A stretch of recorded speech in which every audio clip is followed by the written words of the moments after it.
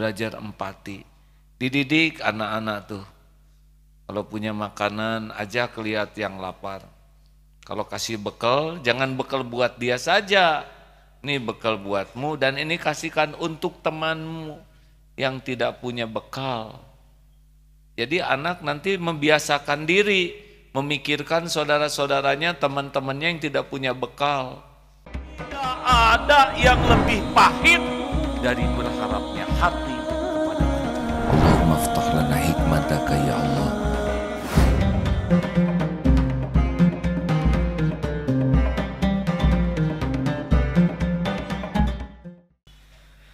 أعوذ بالله من الشيطان الرجيم لقد جاءكم رسول من أنفسكم عزيز عليه ما عنتم حريص عليكم بالمؤمنين رؤوف رحيم. Sungguh telah datang kepadamu seorang Rasul dari kaummu sendiri. Berat terasa olehnya penderitaan yang kamu alami. Dia sangat menginginkan keimanan dan keselamatan bagimu, penyantun dan penyayang terhadap orang-orang yang beriman.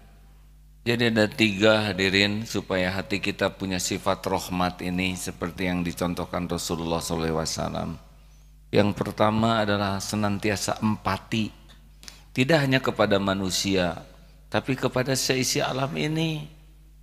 Lihat kucing lapar, tuh kucing mah susah cari makanan, lebih susah dari kita.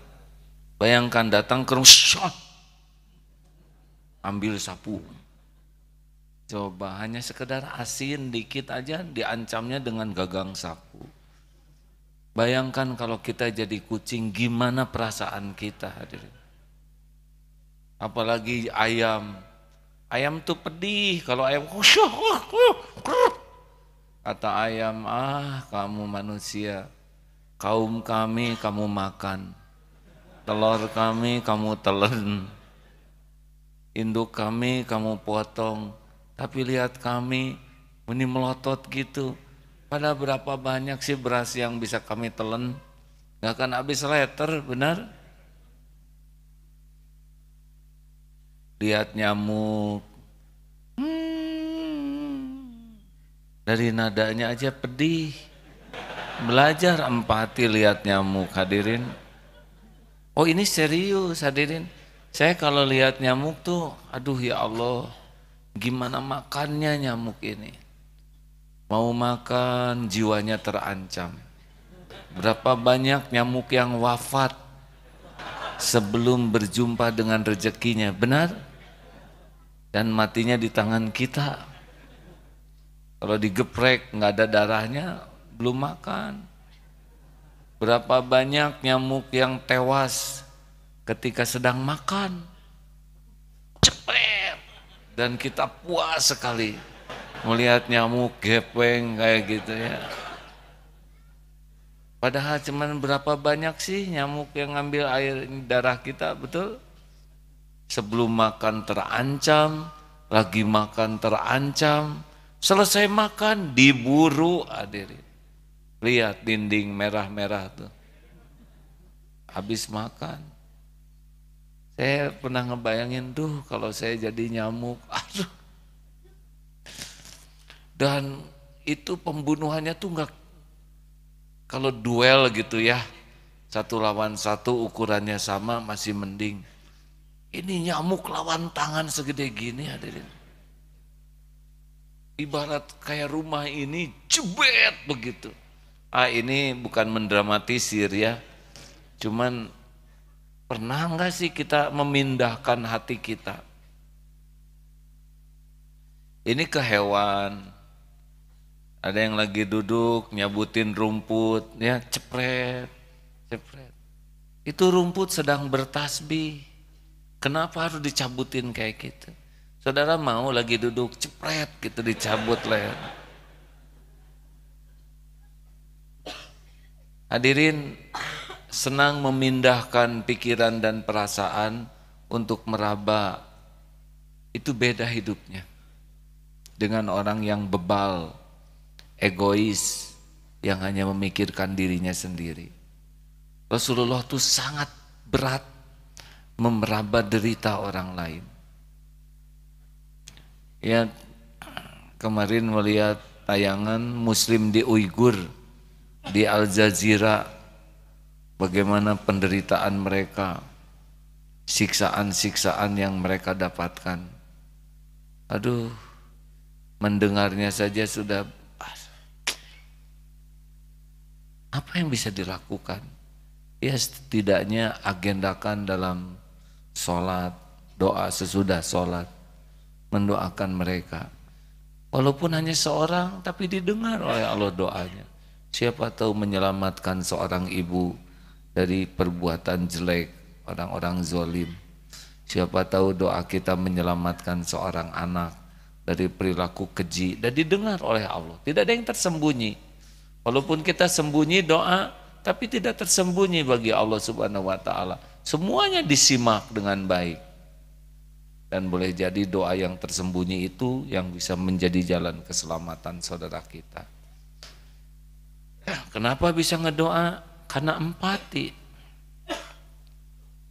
Di Lombok ada yang sudah 3 bulan, 4 bulan di tenda. Coba bayangkan kalau kita hidup di tenda bareng dengan keluarga yang lain, apalagi musim hujan. Rasa empati itu mendorong kita berbuat baik. Ini harus ditanamkan di rumah tuh hadirin. Makanya Dharma wisata itu bagusnya jangan ke tempat-tempat bagus terus.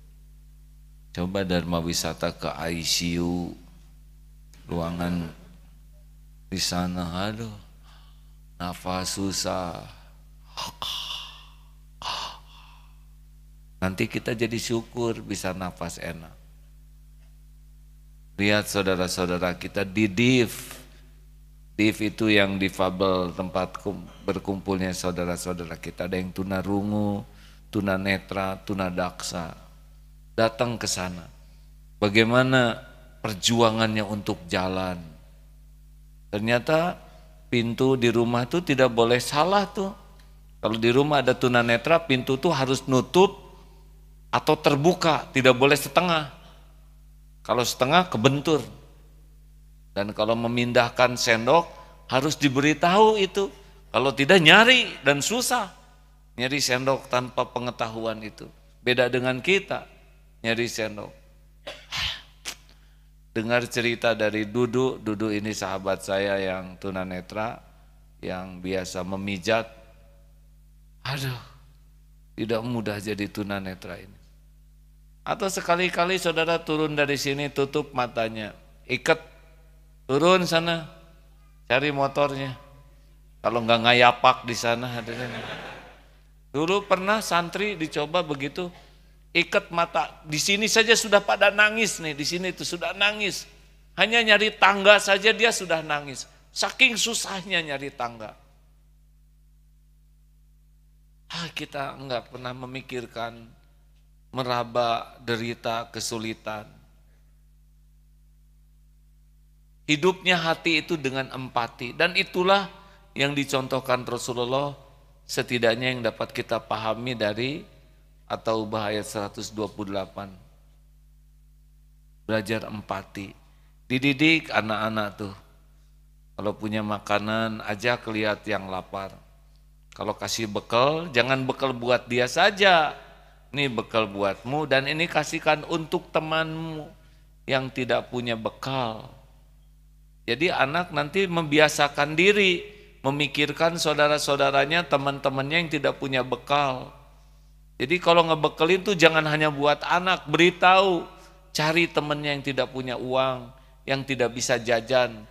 Kasih ini buatmu, ini buat temanmu. Dia belajar empati. Karena hidupnya hati itu diawali dengan empati.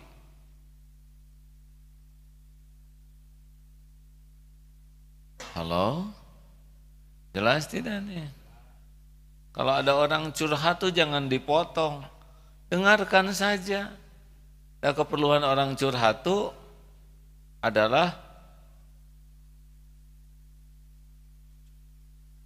terhad, terima curhatnya.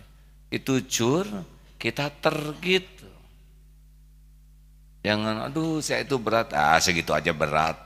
Itu luka hadirin. Saya baru batal nikah, syukurin. Itu zolim. Saya bisa meraba betapa getirnya. Iya, kayak gini ya. Suami marah pulang kantor. Capek saya itu, Bu. Lalu ibunya ngomong gini, emangnya jadi istri nggak capek, Pak? Kira-kira jadi damai atau jadi berantem? Bapak teh capek membanting-banting tulang. Kata istri, wajar dah tukang daging. Kalau suami, bapak teh capek, Bu. Coba ngomong gini. Iya, Pak. Kebayang betapa beratnya jadi seorang kepala keluarga. Harus mati-matian berjuang untuk menafkahi keluarganya. Coba kira-kira marah nggak suami? Nah gitu. Bapak teh nggak ingin apa-apa dari kalian. Asal ngerti aja. Asal ngerti berat jadi lelaki. Iya Pak, saya semakin paham. Melihat beratnya, melihat letihnya Bapak begini. Masya Allah. Alhamdulillah kalau kalian paham. Ini lumayan tadi ada bonus dari kantor. Keluar eta. Eta dahsyatnya empati hadirin. Saya waktu mulai mujahadah, latihan dari guru adalah latihan empati. Dididik belajar empati itu. Beneran ini hadirin. 2007 guru itu mendidik untuk empati. Belajar mendengar, belajar memahami perasaan orang, beratnya kesulitan orang. Itu aja perlu bertahun-tahun. Dari orang yang biasa dipuji, dihargai, dikagumi, untuk empati itu susah. Karena orang yang biasa dipuji, dirinya yang jadi pusat orientasinya. Tapi orang yang empati, dia berbagi memikirkan orang. Makanya kalau orang yang sudah kebiasaan dipuji, dihargai, empatinya juga bisa dagangan tuh. Sedekah kepada anak yatim dan kaum duafa. Kepada kaum duafa RT 1, silahkan tampil. Ini kan gak ngeraba perasaannya. Tampil ke depan. Inilah duafa RT 1. Itu kan kekejian terstruktur. Ngasihnya cuma 5.000, ditampilkan, dipermalukan. Atau mau ngasih mah nggak usah ditampilkan begitu, benar? Dengan jadi duafa tuh bukan pilihan. Dan maunya mah nggak mau disumbang tuh, kan? Nggak usah dipermalukan. Kenapa? Ada begini, padahal sepertinya berbuat baik. Ya orientasinya diri. Hati-hati yang suka ngadakan kepedulian anak yatim. Bikin acara nasyid dan drama. Orang bayar ke sana, tanya, ini untuk apa? Ini untuk peduli anak yatim. Ada untungnya? Enggak, ada. Untuk siapa? Untuk anak yatim. Jujur panitia. Panitia kebagian enggak? Ya kami kan sebagai panitia kan waktu, jadi kami harus juga. Gedean mana? Besaran mana ini untungnya? Untuk anak yatim atau untuk panitia? Jujur. Kalau besar untuk panitia berarti mengeksploitasi anak yatim buat kepentingan panitia. Allah tahu nggak akan barokah. Judulnya peduli anak yatim, padahal anak yatim yang peduli kepada dia.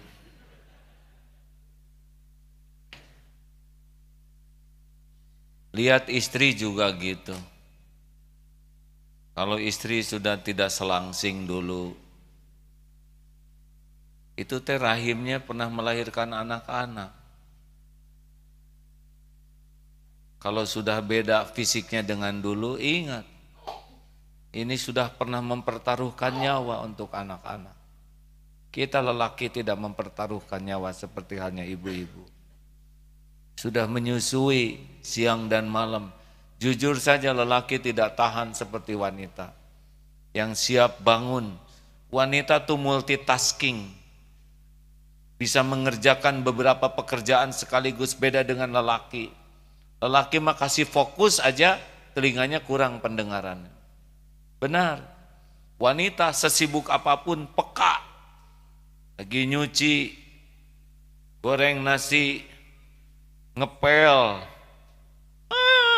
si dede bangun. Coba kita dipanggil Pak, gak nyaut karena sedang fokus. Jadi para istri, kalau suami dipanggil tidak nyaut, bukan apa-apa, kami sedang fokus, itu aja. Dan bapak juga kalau istri melotot tuh nggak usah marah. Pak, diam, tidak fokus teh. Pak, diam. Pak, kenapa sih kamu teh manggil suami marah-marah? Itu teh panggilan ketiga, hadirin. Yang pertama lembut, dua sedang, pas melotot. Kamu teh setiap panggil saya teh melotot wae. Karena yang kedua tuh nggak didengar, nggak terdengar. Kalau dua-duanya empati lebih ringan. Dua, bagaimana menghidupkan hati adalah dengan suportif. Posisi kita itu kullukum ra'in, kalian semua pemimpin, dan ciri pemimpin sayyidul qaum khadimuhum, pelayan. Jadi memposisikan kita tuh bukan jadi bos, tapi orang yang menginginkan keselamatan, keimanan dan keselamatan. Jadi kita tuh posisi kita bukan hakim, tapi yang menginginkan kebaikan bagi orang. Kalau tadi merasakan derita, sekarang lebih tinggi lagi, yaitu ingin orang yang tidak beriman ingin dapat hidayah. Orang yang tidak tahu ingin apa yang bisa saya lakukan supaya orang itu tahu. Yang sudah tahu tapi belum semangat beramal, apa yang bisa saya lakukan supaya orang jadi semangat beramal. Yang sudah beramal ada yang tergelincir, apa yang saya lakukan supaya dia bisa bangkit kembali. Ada yang terjerumus, apa yang bisa saya lakukan untuk meraih orang supaya bisa mantap dalam hidupnya, ajeg lagi. Jadi posisi kita tuh ingin orang-orang tuh selamat. Yang tidak Islam ingin jadi dapat hidayah, yang sudah Islam ingin makin soleh, yang bergelimang dosa ingin jadi tobat, yang bertato ingin bisa tetap jadi soleh. Jadi keinginan kita tuh baik-baik, ingin orang tuh jadi baik. Tadi meraba, sekarang sudah mulai aktif. Jadi kalau di sebelah ada yang belum bisa ngaji teh, terus kita,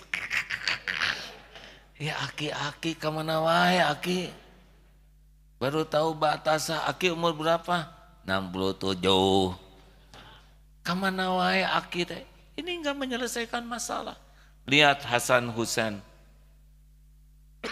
cucu Rasulullah SAW, melihat kakek-kakek yang wudunya salah. Ingin kakek ini jadi baik, tapi dalam bahasa Sunda disebut laukna benang, caina herang. Boleh ditukar caina herang, laukna benang. Artinya tujuannya didapat tanpa memperkeruh suasana. Pura-pura kan diajari, dek gimana nih wudunya Rasulullah? Oh begini, diajari, si kakek lihat. Oh berarti wudhu saya ada yang salah. Kakek jadi tahu kebenaran tanpa merasa digurui, tanpa merasa diajari. Itu yang disebut suportif. Mensupport orang menjadi lebih baik. Jadi kalau lihat orang bersalah tuh jangan ingin menghakimi. Hadirin, kita bukan hakim. Allah aja nutupin aib dia.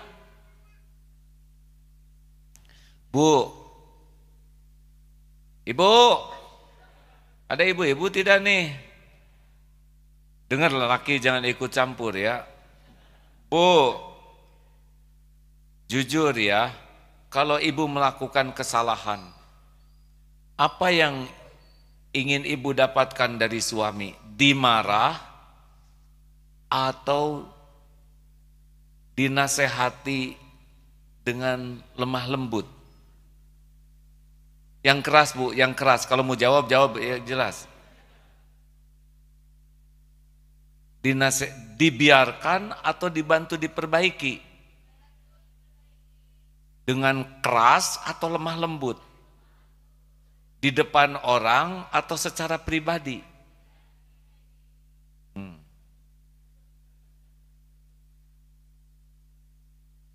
Perlukah diungkit-ungkit kesalahannya atau sekali aja ngasih taunya? Jawab, gimana diungkit-ungkit? Jangan sekali aja. Tuh ya, dengerin. Jadi kalau bikin salah, itu maunya tuh bukan dibiarkan, tapi dinasehati dengan lemah lembut. Betul begitu? Dan secara pribadi, tidak di depan anak-anak, tidak di depan orang, supaya tidak merasa dipermalukan. Benar begitu? Dan cukup sekali aja, jangan diungkit-ungkit terus gitu. Apakah ingin dimaafkan? Dimaafkannya sesudah minta maaf atau sebelum minta maaf? Mantap pisan, manis pisan eta mah, hadirin, super. Halo. Jadi ingin kita teh langsung memaafkan sebelum beliau minta maaf. Super pisan keinginan hadirin. Hari ibu-ibu gitu nggak ke suami? Enggak. Nggak apa-apa. Kita harus mengerti itu keinginannya. Bu, maukah punya suami yang mudah tersinggung? Maukah punya suami yang rewel, yang suka ngomel-ngomel, yang gampang marah, yang suka ngungkit-ngungkit kesalahan? Mau tidak? Sama bu, sama. Itu panggilan jiwa, kami pun begitu. Hari ibu teh suka ngeraba, kami tidak. Nah itulah hadirin, empati, lalu keinginan mensupport. Ada anak yang nilainya jelek, di pintu anak SD ini tidak mau masuk ke rumah. Kata bapaknya, kenapa nak? Diam aja. Masuk. Takut bapak marah. Emang kenapa nilai ulangannya ada yang jelek? Diam aja. Emang berapa coba nilainya? Apa-apa, ngomong aja. Nilainya 4,5. Wow, keren. Bapak dulu matematik 3 nak.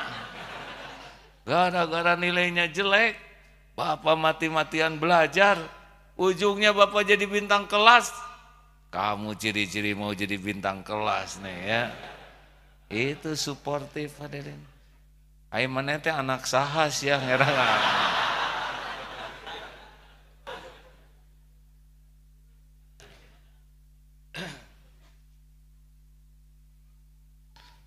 Mana Ustadz deh.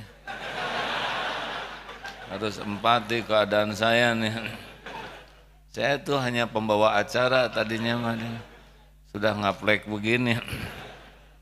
Ustadz, di mana tuh? Ada Ustadz Bahtiar yang lebih dekat enggak?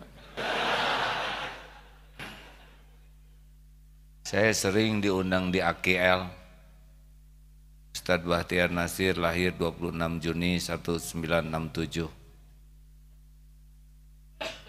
Beliau lulusan Gontor, kemudian kuliah juga di Madinah. Beliau jadi ketua alumni Timur Tengah. Usianya 51, berarti 6 tahun lebih muda dari saya. Tapi ilmunya Masya Allah. Ya mudah-mudahan Allah memudahkan beliau sampai di sini dan bisa menyampaikan ilmunya. Berat memang Jakarta Bandung sedang long weekend begini. Kan hari Selasa libur. Jadi hari Senin hari kajep, hari kejepit. Lanjutkan. Yang ketiga, untuk menumbuhkan kasih sayang di hati ini kepada orang beriman itu memang sangat santun. Tadi kepada manusia secara umum,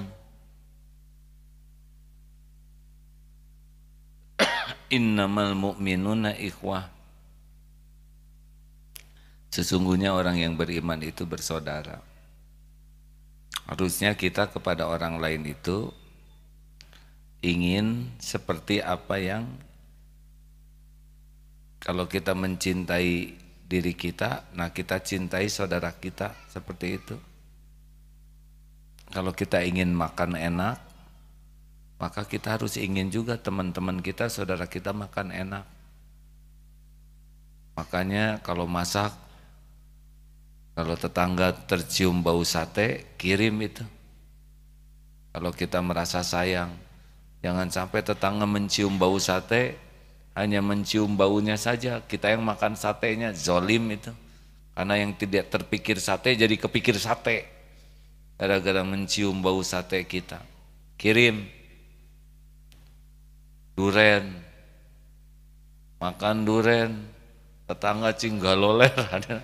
Ayang duren, anak-anaknya nangis duren, mah kita celebek sendiri, kolesterol naik, hadirin. Gak boleh begitu.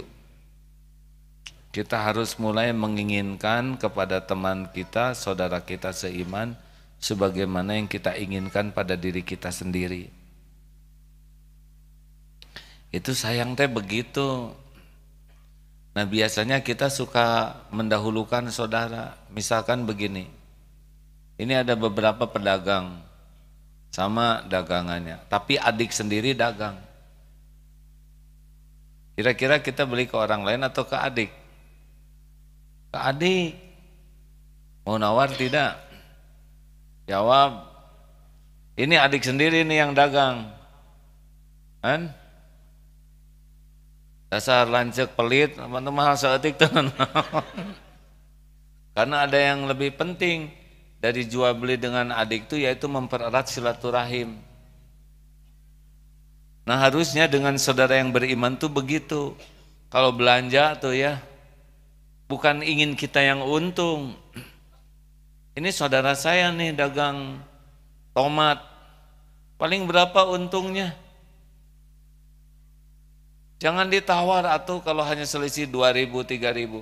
Ini seperti supermarket, ada SMM Darut Tauhid, minimarket Darut Tauhid, juga ada minimarket yang lain. Beda tuh.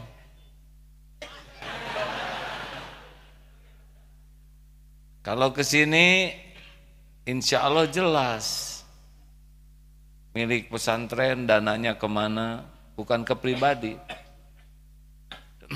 Beda harga sedikit, ya pasti ada bedanya. Ada yang lain mah pakai kartel yang sangat gede jaringannya, sedang kita harus mandiri.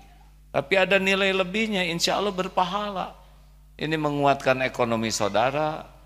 Kalaupun ada lebihnya dipakai kesejahteraan, pakai ngebangun, dipakai sedekah yang mungkin tidak bisa dilakukan kalau ke yang tidak punya keimanan yang sama.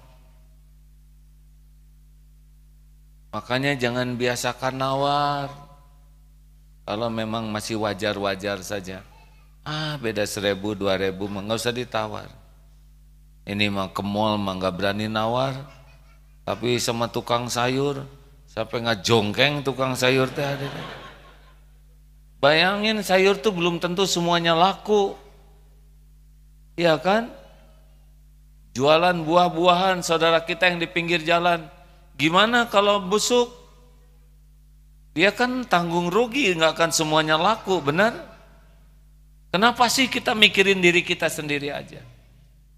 Ingat perumpamaan yang istrinya hamil, ngidam pengen buah mangga aromanis, udah nyari ke sana sini, ke supermarket, ke toko buah, ke pasar, nggak ada aromanis.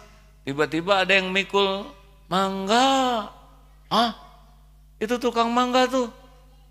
Tanya, mangga apa? Bang, jualan mangga apa? Aromanis. Wih, aromanis. Berapa aneh? 20.000. Mahal amat. Kenapa nawar? Allah sudah mendatangkan, tidak ngongkos, tidak parkir, tidak bensin, tidak capek, tidak nguras waktu, benar? Didatangkan oleh saudara kita. Berapa sih untungnya jualan mangga kayak gitu? Bang, 50.000 ya, gitu. Kilo-kilo sama nawar hadirin.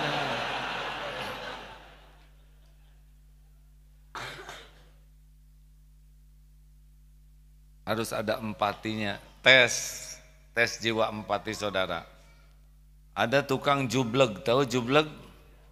Ulekan batu itu yang gede, yang pakai, dia jualannya di sini jublek, di sini jublek 2. Kita perlu 1, belinya 1 atau 2. Dia jualan jubleknya 2, kita cuman perlu 1, belinya 1 atau 2.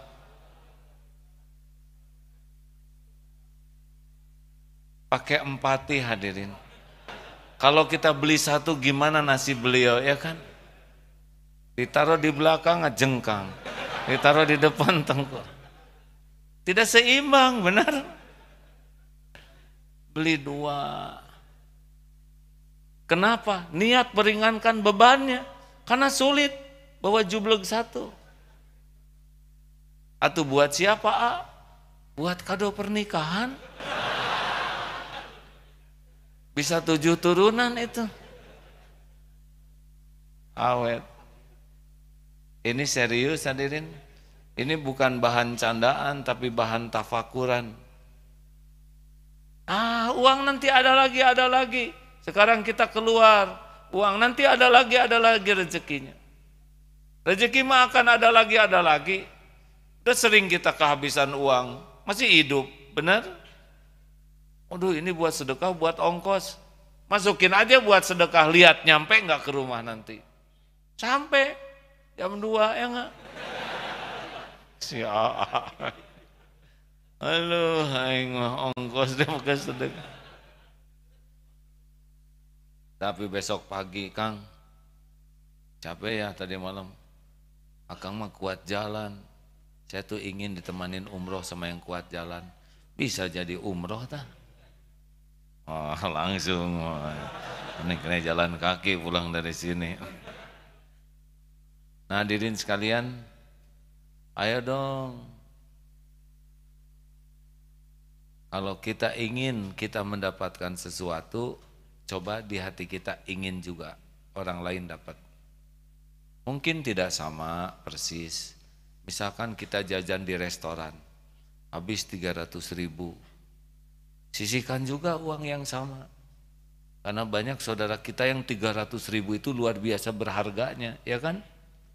Sedekah, belikan sesuatu sehingga bukan hanya kita yang menikmati rezeki itu, tapi saudara kita juga menikmatinya. Parkir, suka perhatikan yang parkir itu di kotak kecil, ya kan? Kotak bayar parkir itu kecil, gak bisa kemana-mana, berjam-jam di sana, nengoknya ke kanan terus, yang keluar tangan kanan terus. Ini kalau bertahun-tahun begini bisa bermasalah nih hadirin. atulah tambahin ya. Parkir 3.000, betwe bayar 5.000. Apalagi di pesantren gini makin nawar segala. Ya, uangnya juga dipakai amal soleh. Nah begitulah sahabatku yang baik. Jadi keluarga tuh usahakan belajar terus ilmu tauhid sehingga nanti yakin khauf dan rojanya keluarga ini ke Allah.